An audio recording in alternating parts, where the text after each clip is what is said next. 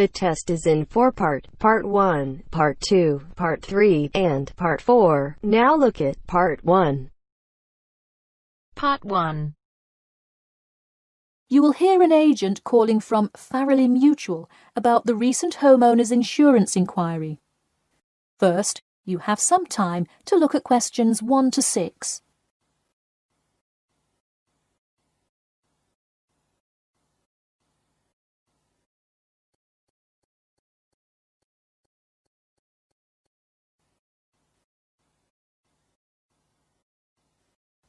Now we shall begin.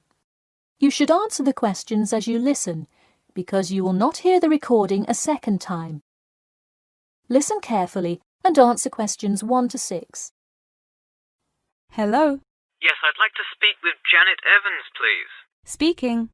Hi, Miss Evans. This is Jim Rodriguez, calling from Farrelly Mutual about your recent homeowner's insurance inquiry. Yes, hi. Thanks for returning my call. My pleasure. I understand you are potentially interested in insurance for a bungalow located a bit out of town.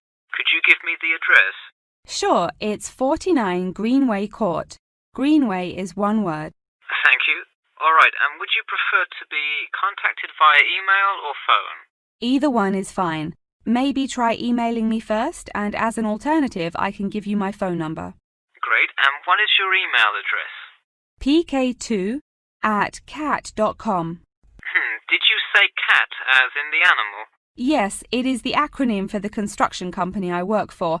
I'm sure you've seen them around. Yes, I have, and could you give me your primary phone number and the best time to reach you? Sure, the number is 020-4251-9443. I am generally unable to answer my phone at work, but any time after 5:30 p.m. is fine. I will make a note of that here. Now, I'm going to ask you a little bit about property itself, so we can make an accurate estimate of the cost of insuring your home. Could you tell me the size of your house? Well, I don't have the exact measurements, but I'm pretty sure it's right around 80 square meters. Should I measure it and call you back later? No, that's completely all right. I'll write 80 square meters for now to get the estimate, and then an agent will come get the exact measurements later on if you decide to purchase our insurance. Okay, great. And what material is your house made of? For example, wood, brick, stucco? It's mainly brick. Great. That will give you a lower rate than most of the materials, since it is so strong. Wonderful. And do you have any sort of home security, Miss Evans? We don't have a fence or anything yet, but we have an alarm system that we use regularly. Good. Before you hear the rest of the conversation, you have some time to look at questions 7 to 10.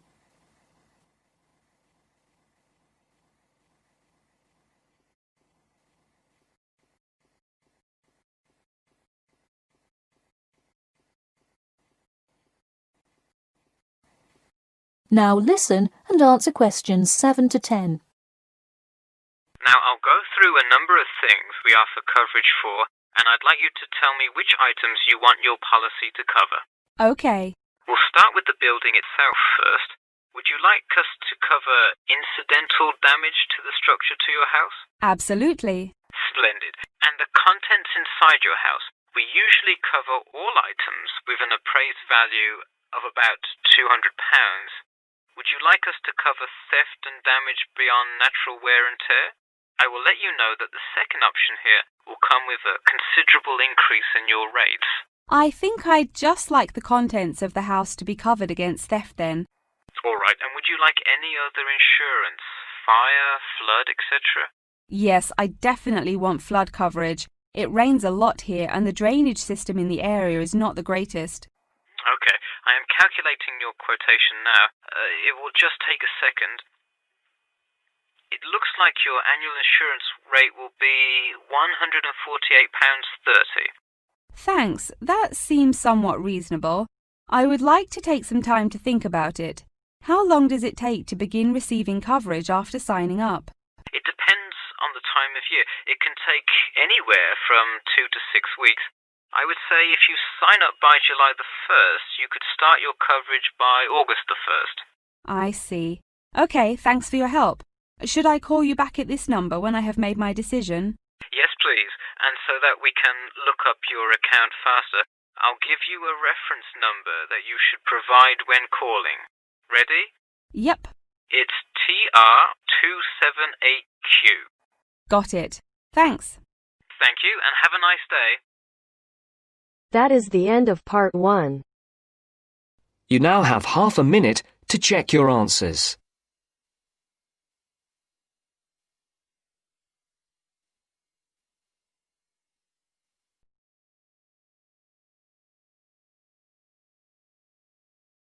Now turns to part 2. Part 2.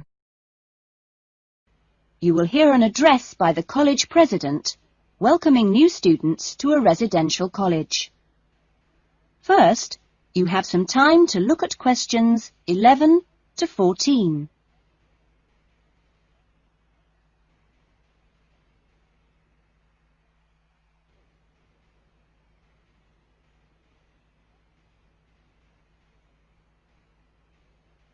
Now listen carefully to the first part of the talk and answer questions 11 to 14. Well, good morning, everyone. It's good to see you all here. Welcome to Smith House. Smith House, as you may or may not know, is one of the oldest residential colleges of the university. As you can see, the building you're in now, which contains this main lounge, the dining room, the recreation room, the kitchen and the offices, was part of the original old house built in the 1840s to be used by the family of George Smith. That's, of course, how the house and college got their names. The original house was converted into a residential college for the university in 1940, and since then has continued to be added on to and modernised. You'll notice when you receive your room allocation in a few minutes that your room number either begins with the letter N, S or W, like this one here. The first letter refers to the 3 wings of the college, which come away from this main building. Of course, the letters represent the 3 directions, in this case, north, south and west. Each wing has 2 floors, and so the next number you see is either 1 or in this case 2, and this indicates which floor your room is on. The number after that is your individual room number. So it's quite simple to find any room by going to the right wing, then floor, and then room number. Before you hear the rest of the talk, you have some time to look at questions 15 to 20.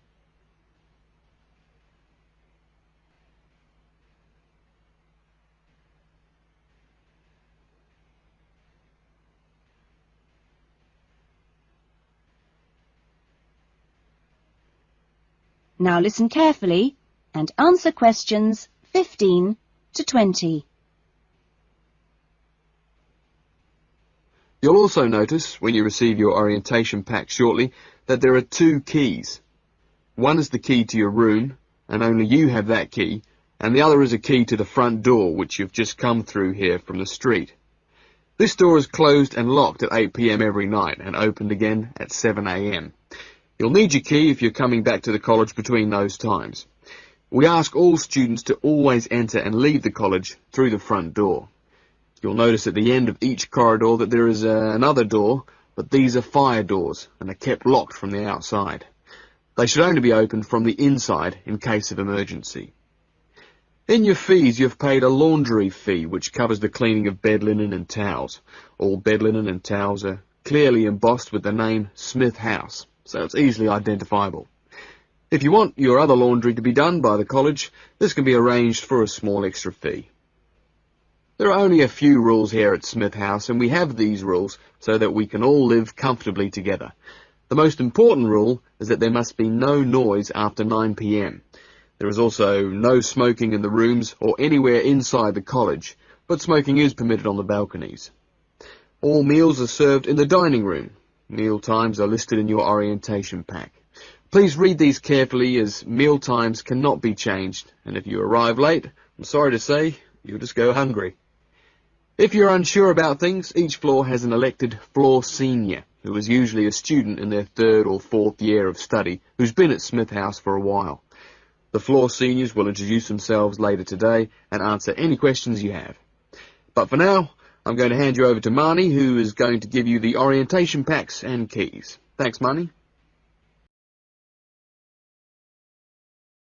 That is the end of part 2. You now have half a minute to check your answers.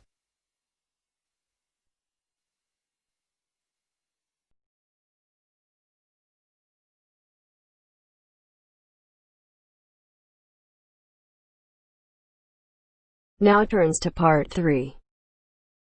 Part 3.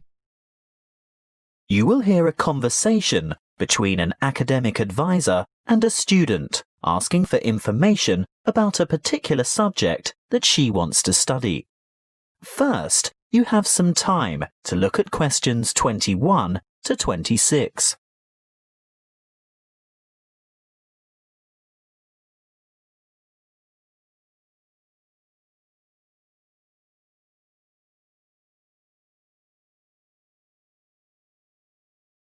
Listen carefully and answer questions 21 to 26.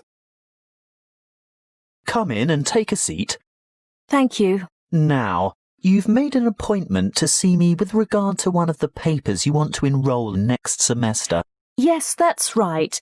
It's the Globalization and Educational Change paper, GEC 692. Ah, well, I know the one you mean, but all the code numbers are going to change next semester, so although the course name will stay the same, the code will be ED995.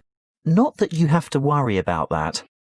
But the content will be the same, right? Oh, yes, to a large extent. The objectives are still to provide you with the skills and knowledge for analysing the challenges that globalisation poses for education. Yes, that's what I'm really interested in. The future of education. Not where we are now, but where we're heading. Well, you'll most likely enjoy the course because it'll give you the opportunity not just to explore, but also to document the advancement of new educational developments. And there'll be quite a lot of analysis involved. Yes, obviously. But once you've examined how education has been affected by cultural values and socio-economic structures, you'll go on to debate the pros and cons of the restructuring of public education in view of rapid globalization. I see, but when you say public education, do you mean worldwide? No. That would be far too large an undertaking for just one paper. You'd probably choose to work with the education system within your own state or country. Sounds interesting, but isn't it a bit restrictive? Not at all. From there, you'd move on to explore the impact of internationalization on curriculum diversity in both developing and developed countries. Have you had a chance to look at the assessment criteria yet? Actually, I have, and it makes me a bit nervous just thinking about it. Why's that? Well, I see that the first assignment starts with an illustrated PowerPoint presentation to the rest of the class. I've never done one before. No need to worry. You can get help with that. Anyway, this presentation isn't graded. It's what we call a formative assessment. The feedback you get will help you to finalise the written review. That's a review of those academic articles in the first part of the reading list, right? Yes, but you only have to choose 5 of them. That first assignment is worth 30%. And the second assignment? There are 2 parts to that also, and both are graded. 20 marks will go towards your participation in a seminar, and then there's a 5,000-word essay, which will be graded out of 50. Thanks. Before you hear the rest of the conversation, you have some time to look at questions 27 to 30.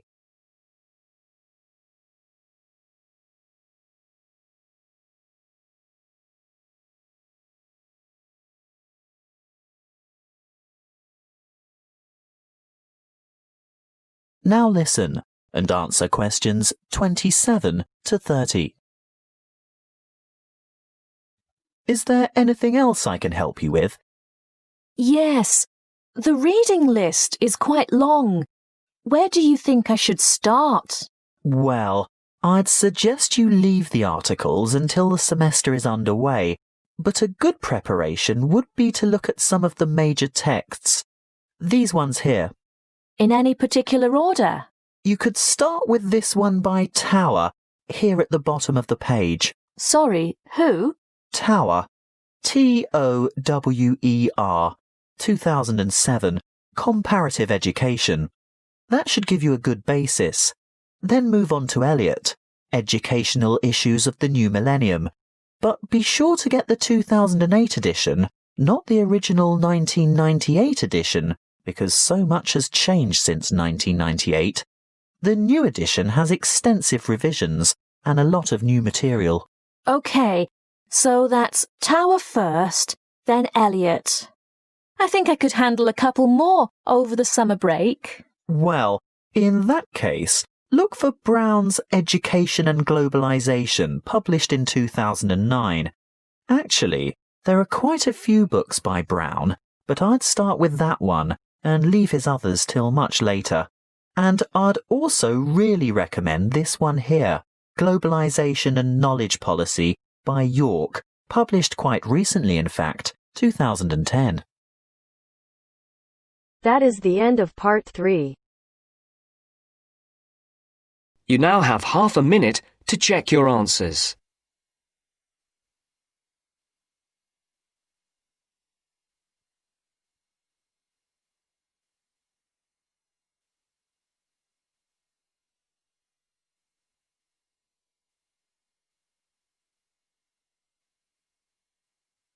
Now turns to part 4. Part 4. You'll hear a talk on the subject of green buildings and skyscrapers. First, you have some time to look at questions 31 to 40.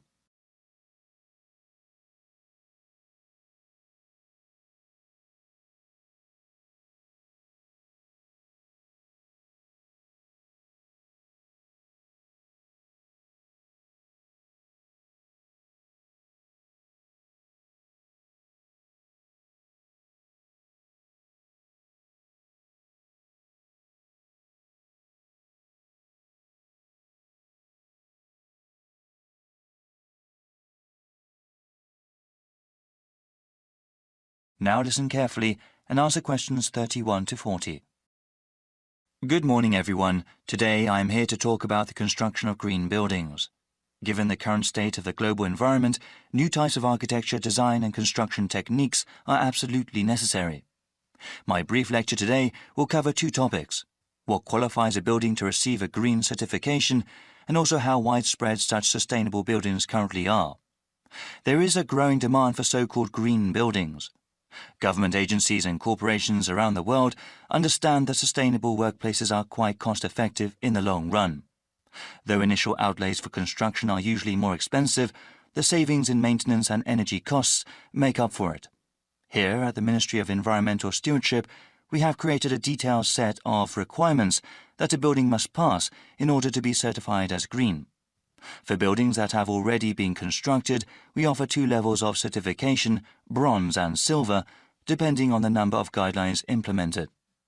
These include reducing or recycling waste products, as well as installing efficient heating and cooling systems. For a gold certification, a building must have had sustainable and environmentally friendly practices from the beginning of its construction. Measures such as using local materials, wood grown from well-managed forests, or reducing the use of toxic chemicals all contribute toward this prestigious distinction. It's pleasing to see how mainstream going green is now. Here at the Ministry, however, we know and understand that this cannot be just some passing fad. We created these guidelines so that institutions could not merely greenwash their buildings, claiming that they are environmentally friendly when in fact they aren't.